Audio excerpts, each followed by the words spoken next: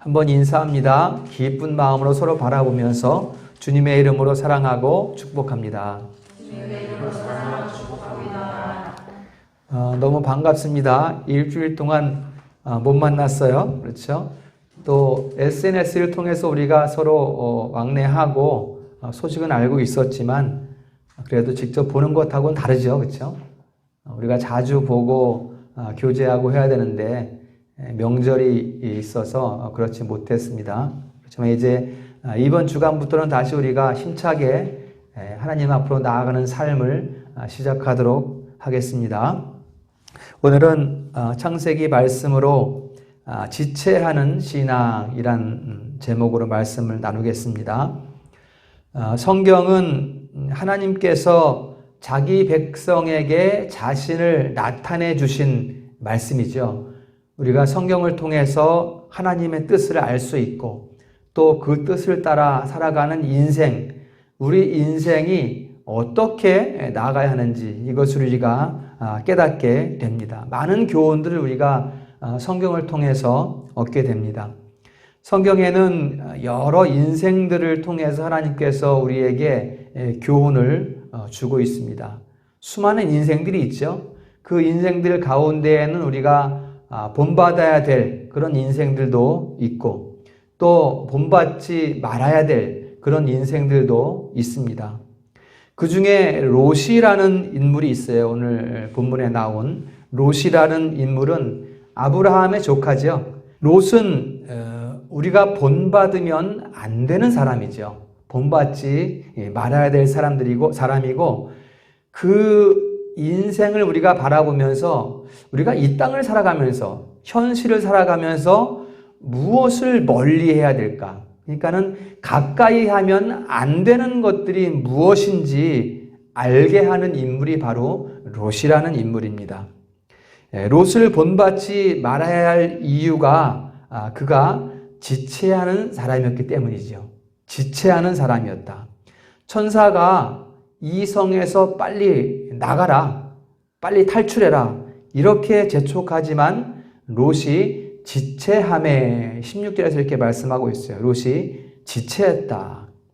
그러면 하나님의 뜻을 제대로 따르지 않은 롯이잖아요. 그러면 롯은 구원받지 못한 사람일까? 그가 상황에 대처하는 모습이나 자기 욕심을 따라 살아간 그의 인생을 본다면 우리가 생각할 때 이 사람은 구원받지 못했다. 이렇게 우리가 충분히 생각할 수 있습니다. 그렇지만 성경을 보면 우리가 롯이 불신자가 아니라는 것을 우리가 알 수가 있습니다. 베드로후서 2장 7절 이하에 보면 이렇게 말씀합니다. 무법한 자들의 음란한 행실로 인하여 고통당하는 의로운 롯이다 이렇게 말씀하고 있어요. 그 의로운 롯을 하나님께서 건지셨으니 이렇게 건지신 이유는 그 의인이 그 중에 거하며 어디에 거했다는 것입니까? 무법한 자들, 그러니까 불법을 행하는 자들을 가운데에 거하는 롯을 건지셨다 이렇게 말씀합니다. 그렇게 하신 이유가 그 의인이 그 불법한 행실들을 보면서 심령이 상했다. 롯의 심령이 상했다는 거예요. 그 불법한 세상 가운데 살아가면서. 롯은 그 세상을 살아가면서 불법을 보고 또 불법을 들으면서 살았지만 범죄하지 않았어요. 오히려 그런 세상을 아파했다는 거죠. 심령이 상했다는 것은. 그런 세상을 보면서 고통스러워했다는 거예요. 죄악된 세상을 보면서. 이것은 의로운 사람이 느끼는 감정이죠. 세상을 보면서 세상의 악함을 보면서 고통스러워했다는 것은 의인의 마음이죠. 아무나 그런 세상을 슬퍼하지는 않습니다. 그래서 성경은 롯에 대해서 고통당하는 의로운 롯이라고 이렇게 표현을 하고 있습니다. 다만 롯의 성품에는 결점이 있었어요. 이 성품 때문에 롯의 인생에서는 큰 대가를 치르게 됩니다. 인간은 누구나 부족하고 결점이 있습니다. 우리도 롯과 많이 다르지 않을 수 있습니다. 세상에 수많은 사람들이 있고 수많은 그리스도인들이 있지만 이들이 롯과 크게 다르지 않다는 것을 우리가 볼 수가 있습니다. 하지만 하나님께서는 그런 사람들을 사랑하셨고 그런 사람들을 위해서 독생자 그리스도를 보내셨다. 이것을 우리가 먼저 기억을 해야 하는 것입니다. 그러면 롯이 느꼈던 고통이 우리에게도 있을까? 불법한 세상을 보면서 고통스러워했던 롯의 그 아픔이 우리에게도 있을까? 많은 교회가 있고 많은 성도들이 있는데 이 나라를 보면서 또는 이 도시, 이 사회를 보면서 이 죄악이 관영한 것을 보면서 가슴 치는 아픔이 있을까 하는 것입니다. 하나님 말씀을 대적하는 이 타락상들, 이런 타락상들이 인권이라는 가면을 쓰고서 합법화돼가는 세상을 보면서 가슴 치는 아픔이 있겠는가? 그런 아픔을 느끼는 그리스도인이 있는가 하는 것입니다. 주님의 마음을 가슴에 담고 불법과 타락을 보면서 슬퍼하는 성도들, 그리스도의 교회가 조롱거리가 돼가는 이런 세상을 아파하는 성도들, 비록 소수겠지만 있습니다. 그렇죠? 우리들도 그런 아픔을 가슴에 담고 있을 것입니다. 이 모든 그리스도인들이, 아파하는 그리스도인들이 롯과 같이 의로움을 입은 사람이라는 것입니다. 그러나 롯이 의로움을 입은 사람이지만 그는 매우 잘못된 인생을 살았습니다. 그가 구원받은 하나님의 백성이지만 잘못된 인생을 살았다는 거예요. 의로움을 입은 사람의 인생이 이렇게 될 수 있을까? 우리가 롯의 인생을 보면서 그것을 생각하게 됩니다. 오늘 몇 가지 살펴봅니다. 롯의 인생을 생각하면서 첫 번째로 롯이 지체했다는 의미는 어떤 의미일까 하는 것입니다. 롯이 의로움을 입은 자로서 지체했다는 것은 우리를 매우 놀라게 하고 있습니다. 신실해 보이는 그리스도인, 우리들이 그리스도인이잖아요. 신앙생활 열심히 하는 그리스도인인데 다급한 상황이 되니까 그리스도인답지 않은 이런 행동들을 하고 있다는 것입니다. 롯은 그 도시가 얼마나 타락했는지 잘 알고 있었어요. 천사로부터 들었어요. 이 성에 하나님의 엄중한 심판이 임할 것이니 빨리 이 성에서 나가라. 그 말 들었어요. 그런데도 롯은 그 성에서 나오기를 지체하고 있었다. 라는 것입니다. 무엇이 롯을 지체하게 했을까? 왜 지체하고 있는 것일까, 롯은? 여러분, 우리가 더욱 우리를 놀랍게 하는 것은 이 시대에도 롯과 같은 신앙인들이 적지 않다는 것입니다. 롯이 의인이면서도 하나님의 말씀대로 살지 못한 것처럼 의인이라는 신분을 가지고 있으면서도 의인답게 살지 못한 것처럼 그리스도인이라는 이름을 가졌지만 그 이름답게 살지 못하는 성도들이 많이 있다는 것입니다. 여러분, 이런 사람들이 가진 특징들이 몇 가지 있습니다. 이 시대에 살고 있는 그리스도인들도 한번 여러분들이 돌아보세요. 특징들이 있습니다. 어떤 특징들이냐면 첫 번째로 이 지체하는 성도들은 천국을 믿고 있어요. 천국이 있다는 것을 알고 있지만 그 천국이 얼마나 소중한지를 깨닫지 못한다는 거예요. 즉, 이 땅 가운데 살아가면서 천국을 소망하지 않는다는 거예요. 우리가 그리스도인이라면 평생 그것을 앙망하며 살아가야 되는데 세상에 묻혀 있어서 천국을 소망하지 않는다는 거예요. 지체하는 신앙인들의 특징이에요. 또 지옥이 있다는 것을 알고 있지만 두려워하지 않아요.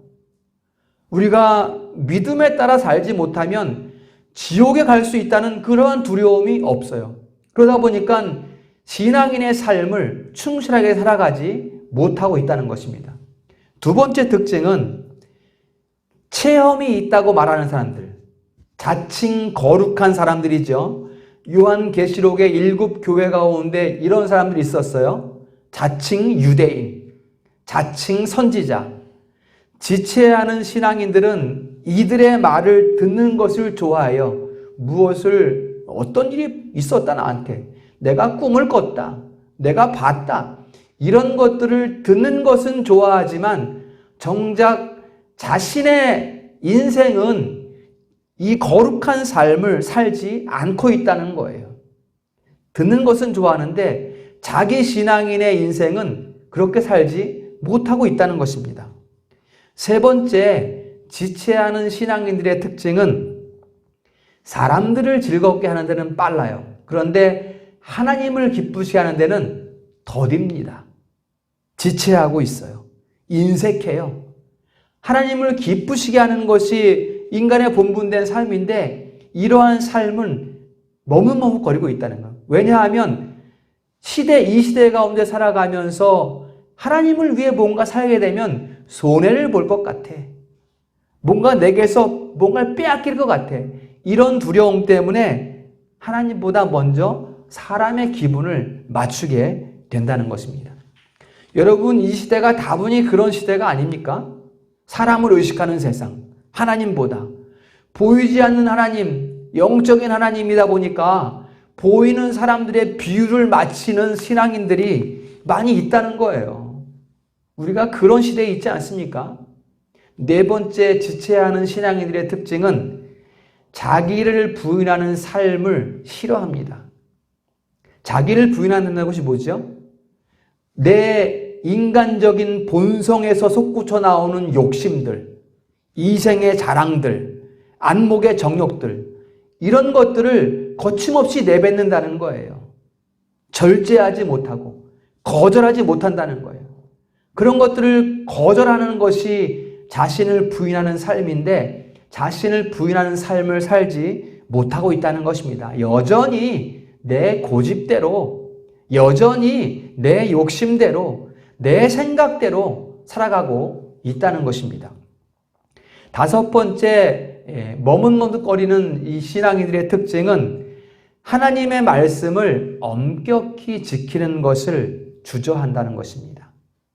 이것은 하나님의 말씀이기 때문에 우리가 확고히 지켜야 돼. 세상이 아무리 이 말씀이 아니라고 해도 우리는 그리스도인이기 때문에 이 말씀을 지켜야 돼.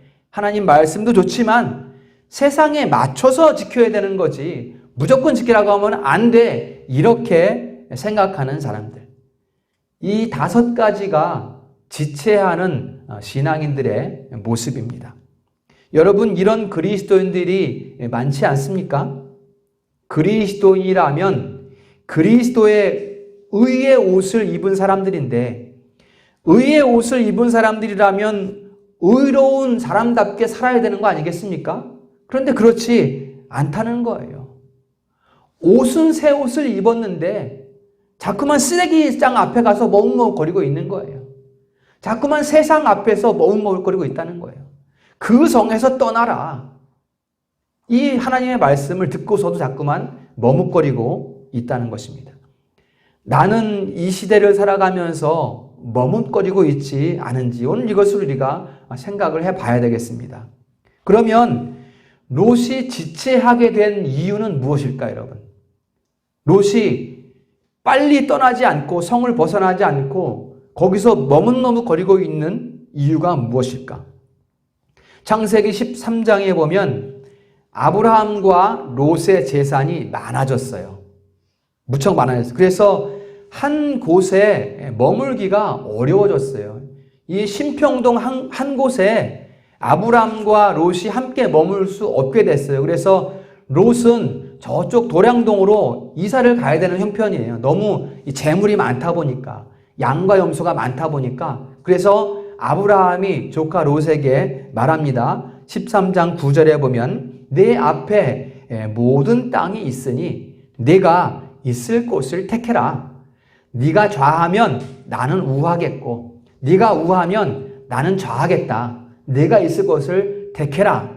이 말을 듣고 롯이 바로 자기가 늘 생각하던 대로 저쪽 동네를 바라보는데 그 동네가 어디냐면 요단 쪽을 바라보니 물이 넉넉하고 풍부한지라. 롯은 항상 그곳을 바라고 있었어요. 내가 내 재산 조금만 더 모이면 삼촌을 내가 떠나서 독립해야지. 난 독립하면 저 땅을 살 거야.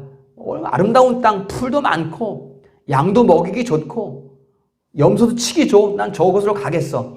이 마음속 아브라함의 말을 듣는 순간 바로 그 땅을 선택했다는 거예요. 넉넉해 보이고 풍부해 보이는 그 땅을 롯이 선택합니다. 이 선택 이후부터 롯은 지체하는 신앙인이 됩니다. 여러분, 인생의 새로운 출발점에서 잘못된 선택을 했어요. 롯은 요단 땅을 바라보면서 그 땅을 선택하면서 하나님께 말씀드리지 않았어요. 내가 좋아 보이는 것을 선택한 거예요. 세상적인 안목으로, 세상을 바라보는 시선으로 그 땅을 선택했다는 것입니다. 그 이후에 창세기 13장 12절에 보니까 아브라함은 가나안에 거주하였고 롯은 그 지역의 도시들에 머무르며 그 장막을 옮겨 소돔까지 이르렀더라. 이렇게 말씀하고 있습니다. 비유적으로 말하면 아브라함이 시골에 거했다면 롯은 도시를 선택한 거예요. 번화한 도시. 이 네온사인이 반짝반짝거리는 도시 생활을 롯은 선택했다는 것입니다.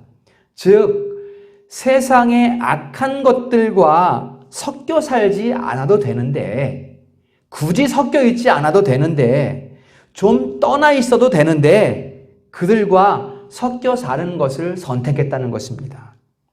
악인들과 섞여 살다 보니까 이제 롯이 사는 곳은 어디입니까? 그냥 물이 많고 풀이 많은 그런 곳이 아니라 소돔성 근처가 아니라 이제는 소돔성 안으로 들어가 살고 있었다라는 것입니다. 여러분, 롯이 보기에 좋아 보이는 그 요단 땅을 선택한 것은 자신의 영적 감각을 무디게 만드는 아주 좋은 방법이었어요. 그것은 세상을 선택한 것은 하나님과의 관계를 멀어지게 하는 선택이었다는 것입니다. 그것을 롯이 선택했다는 거예요. 자기 신앙을 잃어버리고 하나님과의 관계를 손상시키는 그런 선택을 롯이 했다는 것입니다. 따라서 우리 그리스도인들은 이유 없이 불신자들과 섞이지 않도록 조심해야 됩니다. 그렇다고 불신자들과는 사귀면 안 돼, 이런 말씀을 드리는 게 아니에요. 다만 자기 욕심을 따라 선택한 롯의 선택을 하지 말자라는 것입니다. 당연히 우리가 시내 나가서 물건도 사야 되고 시내 나가서 옷도 사야죠. 그렇지만 그곳에서의 삶, 즉 악인들의 삶을 선택하지는 말자라는 것입니다. 여러분, 아브라함도 가나안에 살고 있었지만 조카가 살고 있는 그 요단 땅을 왕래하지 않았겠습니까? 조카가 잘 살고 있는지 가서 보기도 하고 또 용기도 줘야 되고, 아브라함도 당연히 요단 땅을 왕래했을 것입니다. 그러나 그 땅의 삶은 아브라함이 선택하지 않았다는 것입니다. 따라서 여러분, 우리가 살 곳을 선택할 때도 이 말씀을 기억을 해야 돼요. 혹시 우리가 이사할 일이 생긴다면 그곳으로 이사하는 것이 내 신앙에 도움이 되는지, 그곳으로 이사하면 내가 신앙생활을 더 열심히 할 수 있는 그런 환경이 되어 있는지, 우리가 이것을 먼저 고려해야 한다는 것입니다. 또 우리가 직업을 선택할 때도, 우리 젊은이들이 직업을 장차 선택할 때도 이 말씀을 기억해야 됩니다. 월급 얼마 준대? 100만 원 준대? 200만 원 준대? 이걸 먼저 생각할 것이 아니라 1년에 한 번씩 승진시켜 준대? 이것을 먼저 우리가 생각할 것이 아니라 그 직업이 내 신앙생활에 방해가 되지 않는가? 이것을 우리가 먼저 생각을 해야 됩니다. 그런 선택을 하다 보면 다소 우리가 손해를 감수하게 되죠. 주일 성수를 위해서 그 직업을 선택하지 못할 수도 있지 않겠습니까? 월급은 많이 주지만. 그러나 월급은 적게 주지만 이 직장은 그리스도인의 기업이고 그래서 주일 성수를 내가 잘할 수 있어. 이런 판단이 된다면 어느 쪽을 선택해야 되겠습니까? 우리가 당연히 월급을 덜 받아도 신앙생활에 유익한 직업을 선택해야 한다라는 것입니다. 여러분들이 우리 젊은이들이 이 배우자를 선택할 때 자녀들을 둔 우리 부모들이 자녀들의 배우자를 선택할 때도 이 말씀을 기억하고 배우자 될 사람이 그리스도인가를 먼저 우리가 고려해야 합니다. 내 자녀가 또는 내가 결혼해서 신앙생활을 하는데 이 배우자가 나에게 도움이 될 만한가? 이것을 먼저 우리가 생각해야 된다는 거예요. 아니면 이 배우자가 세상에 집중하게 만드는가? 그러면 그 결혼 다시 생각해 봐야 되는 것입니다. 여러분, 이러한 배우자 선택에 있어서 외식적인 행태를 경계해야 됩니다. 여러분, 젊은이들이, 젊은 청년, 여자 청년이 또는 젊은 남자 청년이 배우자를 선택하는데 너무 내 마음에 들어요. 그래서 근데 그 친구가 신앙인이 아니야. 교회를 다니지 않아. 그래서 그 친구에게 말합니다. 네가 교회 다니지 않으면 나는 너하고 결혼할 수 없어. 그러니까 빨리 교회 나와야 돼. 이렇게 말을 해서 그 친구가 교회에 출석했어요. 이제 교회에 출석했으니까 됐어. 이제 우리는 결혼하자. 결혼을 했어요. 그 다음에 어떻게 됩니까? 교회에 출석한 것하고 예수님을 영접하는 것하고는 다르잖아요. 신앙인의 삶이 완성되지 않은 상태에서 결혼을 하다 보니까 교회에 출석했다는 그 명목으로 결혼을 하다 보니까 결혼한 이후에 신앙생활이 엉망진창이 되는 것입니다. 이런 거 우리가 많이 보지 않습니까? 볼 수 있잖아요. 그렇기 때문에 우리가 이러한 배우자 선택에 있어서 신중하게 우리가 고려하고 그 상대의 배우자의 신앙이 예수 그리스도 안에서 확고히 다져졌는가를 확인한 후에 그 다음에 우리가 결혼을 해야 된다는 것을 반드시 우리가 생각을 해야 됩니다. 물론 우리가 어떤 선택을 하든지 하나님께서 택한 백성이라면 지옥에 가지는 않을 것입니다. 그러나 선택받은 자라면 주님께서 우리에게 원하시는 것이 무엇인가? 이것을 먼저 우리가 생각을 해야 합니다. 우리가 그 은혜의 깊이와 너비를 깨닫는다면, 알고 있다면 우리는 그리스도를 닮아가는 삶을 살 수밖에 없어요. 그 은혜가 너무나 크기 때문에 예수를 닮아갈 수밖에 없다는 거예요. 그리스도를 향한 삶을 살 수밖에 없다는 거예요. 그 은혜를 안다면, 그러나 그 은혜를 가벼이 여기는 사람들은 자기 마음대로 사는 거죠. 지체한단 말이에요, 세상 가운데에서. 그러나 그 은혜의 깊이를 아는 사람들은 그리스도께로 향한다는 것, 우리가 이것을 꼭 생각해야 되겠습니다. 여러분, 오늘 우리 삶이 그리스도를 닮아가고 있습니까? 그리스도를 향해 가고 있습니까? 여러분, 우리 인생은 항상 롯이 어떠한 선택 가운데 놓여 있었던 것처럼 우리 인생은 항상 새로운 출발 지점 앞에 서 있다는 것을 생각해야 됩니다. 한 해가 시작되면, 2020년이 시작되면, 또 2021년이 시작되면 한 해의 출발이에요. 또 10월 1일이 되면 한 달의 출발이에요. 또 오늘 하루가 시작되면 또 새로운 출발이에요. 오늘 우리는 인생의 새로운 출발 앞에서 롯과 같이 잘못된 선택을 하고 있지 않은가? 만일 우리가 롯과 같은 선택을 하게 된다면, 눈에 좋아 보이는 것을 선택하게 된다면 롯과 같이 지체하는 신앙인이 되고 마는 것입니다. 우리 성도님들은 인생의 새로운 출발점에서 지체하지 않는 의로운 결단을 할 수 있기를 주님의 이름으로 축원합니다. 그 다음에 그러면 롯이 지체한 결과는 무엇일까요? 롯이 의인이라는 이름을 가지고 있으면서도 의롭게 살지 못한 그 인생의 결과, 여러분, 이 롯의 비참한 인생을 우리가 목격하게 됩니다. 그리스도인들은 종종 이런 생각을 합니다. 롯이 의로움을 입었고 하나님께서 선택한 백성, 즉 구원받은 백성이 되었고 그러면 천국에 갔으니까 그만하면 된 거 아닌가. 그 정도의 고달픈 세상 가운데에서 자기 믿음 지키고 천국 가면 됐지 그 이상 또 뭐가 필요한가. 이렇게 생각하는 그리스도인들이 있다는 것입니다. 여러분들은 그렇게 생각하지 않지요? 여러분, 롯의 인생을 보면 이게 얼마나 잘못된 생각인가를 우리가 알 수가 있습니다. 롯은 소돔성에 살고 있었죠. 소돔성에 수년을 살았어요. 하루 이틀 산 것도 아니고. 그런데 사람들에게 아무런 영적 유익함도 주지 못했습니다. 롯은 구원받은 백성이면서도 사람들에게 하나님에 대해서 알려줄 기회가 많이 있었어요. 천국에 가는 방법을 소개할 수 있는 기회들이 롯에게 많이 있었어요. 너희들 죄에서 돌이켜야 돼.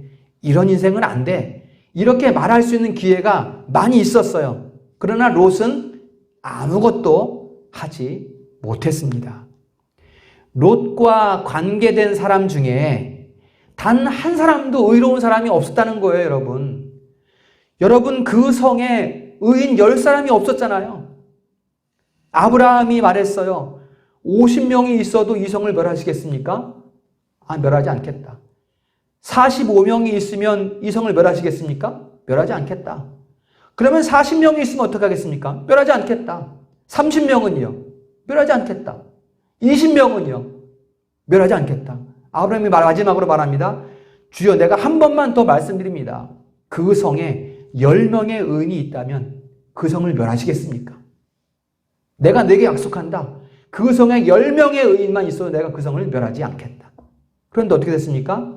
그 성에 10명이 없었어요, 의인이.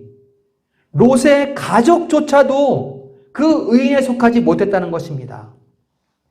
롯은 아내가 있었고 2딸이 있었고 아내와 정혼한 사위들이 있었어요. 그런데 그들조차도 의로움을 입지 못한 사람이었다. 여러분, 내 가족들조차도 의롭게 살 수 있는 그러한 삶을 소개하지 못했다는 거예요. 롯이. 여러분, 롯의 아내는 어떻게 되었을까요? 남편과 함께 소돔성을 떠났어요. 그러나 롯의 아내는 멀리 가지 못했습니다. 그녀는 왜냐하면 하나님 말씀을 믿지 않았어요. 남편이 이 성에서 나가야 된다. 빨리 가자. 라고 해서 천사의 손에 이끌려서 나가긴 나갔는데 성을 떠나기는 했지만 왜 성을 버려야 하는지, 그 먹을 것 많고 풍족한 성을 왜 떠나야 하는지, 왜 버려야 하는지, 이건 분명히 잘못된 선택이야. 그럴 리가 없어. 불이 하늘에서 떨어질 리가 없어. 이건 잘못된 선택이야. 떨어지지 말았어야 돼. 이런 생각을 가지고 있어서 돌아보지 말라는 하나님의 명령을 어기면서 뒤를 돌아봤다가 그 자리에서 소금기둥이 되고 말았습니다. 불신자랐다는 거예요, 롯의 아내는. 그 다음에 롯의 딸들은 어떻게 됐을까요?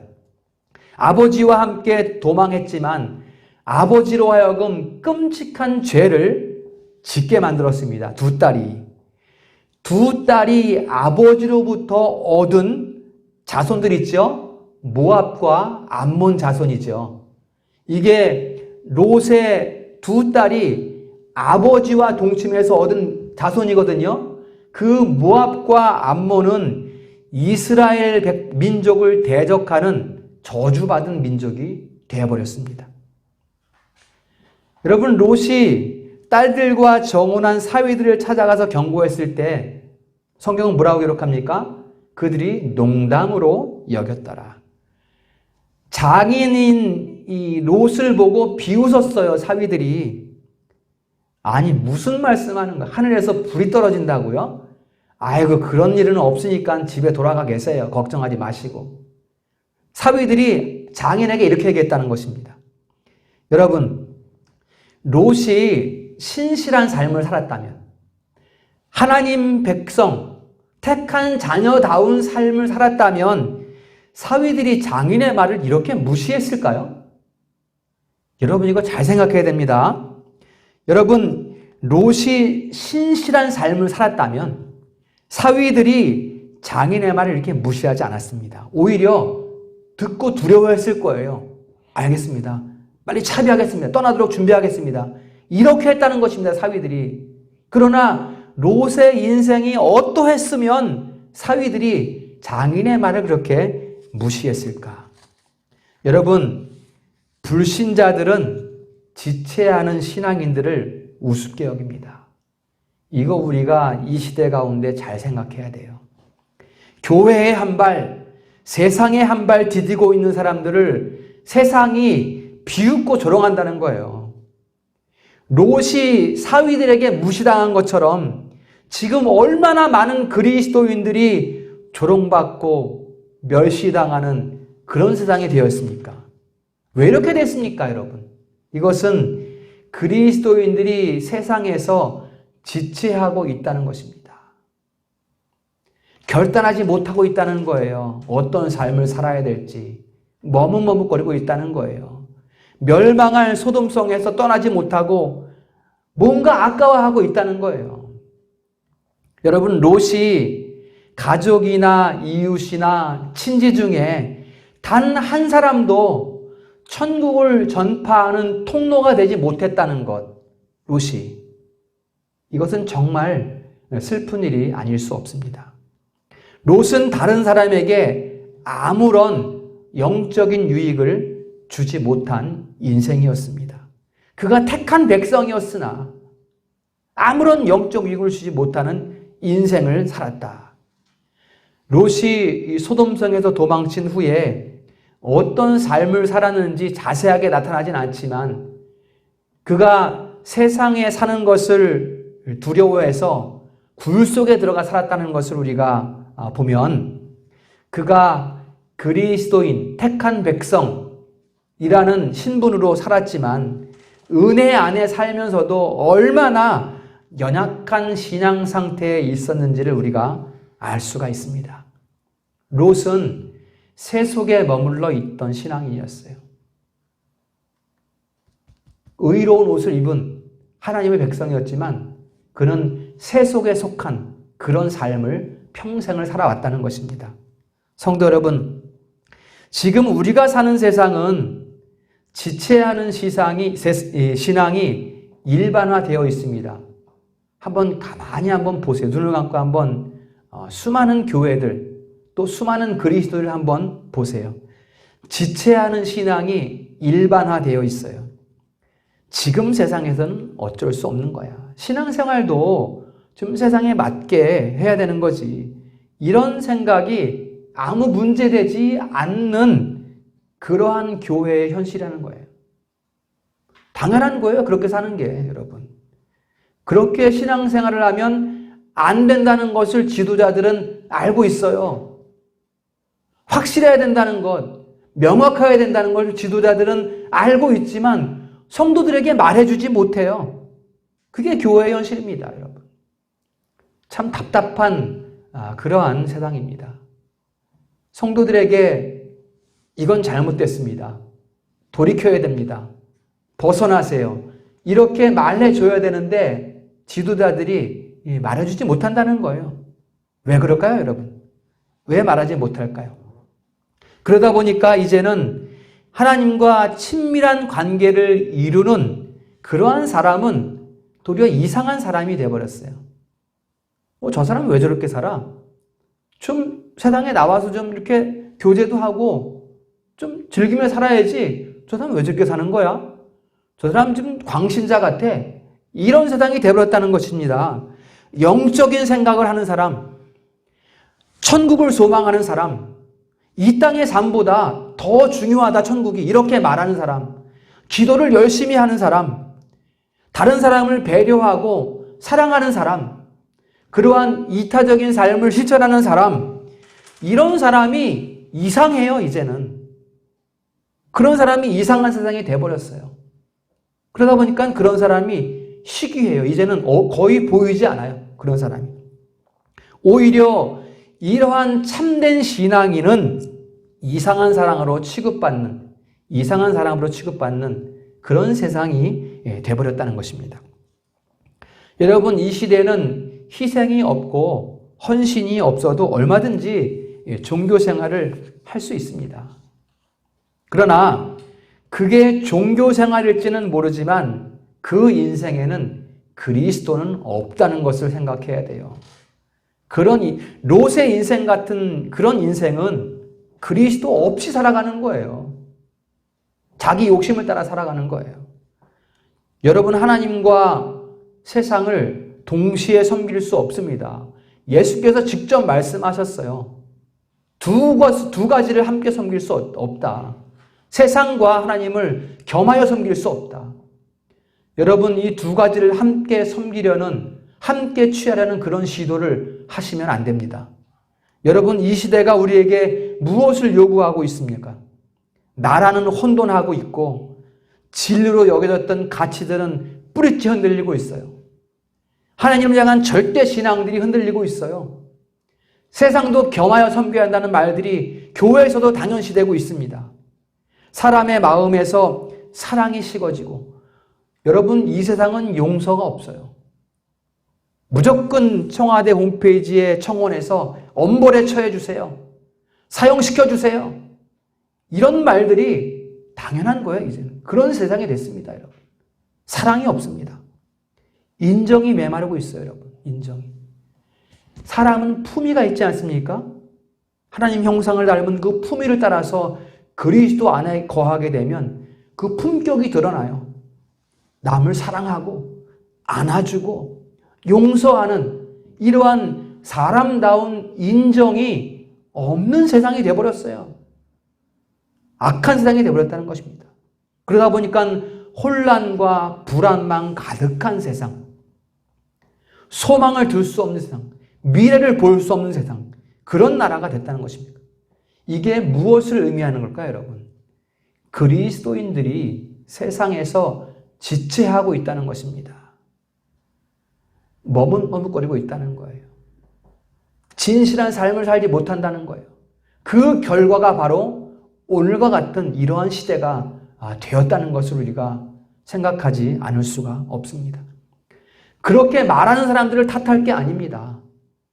그런 세상을 살아가는 이런 사람들을 탓할 게 아니에요.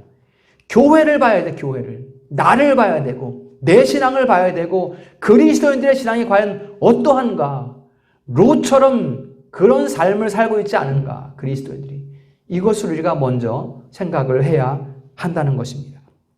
여러분, 우리는 지체하지 말라는 주님의 음성을 들을 수 있어야 합니다. 주님 오실 때 우리가 두 손을 들고 마라나타, 주 예수여 어서 오시옵소서, 우리가 주님 기쁘게 만날 수 있겠습니까? 우리는 활력 있는 믿음으로 주님을 만나야 됩니다. 머뭇거리지 않는 신앙으로 주님 만나야죠. 주님 맞이해야죠, 우리가. 용기 있는 그리스도로 살아가면서 내가 주님 영광을 위하여 이렇게 힘썼습니다. 힘들고 고난스러웠지만 내가 주님을 바라보면서 이러한 삶을 살았습니다. 자신 있게 우리가 주님을 만나야 하지 않겠습니까? 그렇다면 오늘 우리가 지체하는 신앙이 되지 말아야 한다는 것입니다. 말씀을 정리하겠습니다. 히브리서 3장 13절 한번 우리가 읽어보겠습니다. 시작. 일컫는 동안에 매일 피차 권면하여 너희 중에 누구든지 죄의 유혹으로 완고하게 되지 않도록 하라. 아멘. 여러분, 앞으로라도 우리 성도들 중에 뭔가 지체되는 모습이 보이면 매일 피차 권면해야 돼요. 우리 2020년도에 우리 열심히 성경 공부하고 또 양육받았던 거 기억합시다. 다시 한번 힘내봅시다. 이렇게 권면해야 된다는 거예요. 내버려 두면 안 된다는 거예요, 성도들을. 자기 마음대로 살게 두면 안 된다는 거예요. 교회 안에서 교회됨을 함께 이루어가야 한다는 것입니다. 세상의 미혹 앞에서 양심이 굳어지지 않도록 서로서로가 조심해야 돼요. 그러한 어떤 이 모습들이 보이면 빨리 주 예수의 이름으로 권면하고, 나무라고 다그치는 게 아니라 우리 다시 하나 됩시다. 서로 권면하라는 것입니다. 그리고 믿음의 형제들, 또 자매들, 친지들을 항상 격려하고, 지체하면 안 된다. 지체하는 신앙을 가지면 안 된다. 우리가 권고해 줘야 합니다.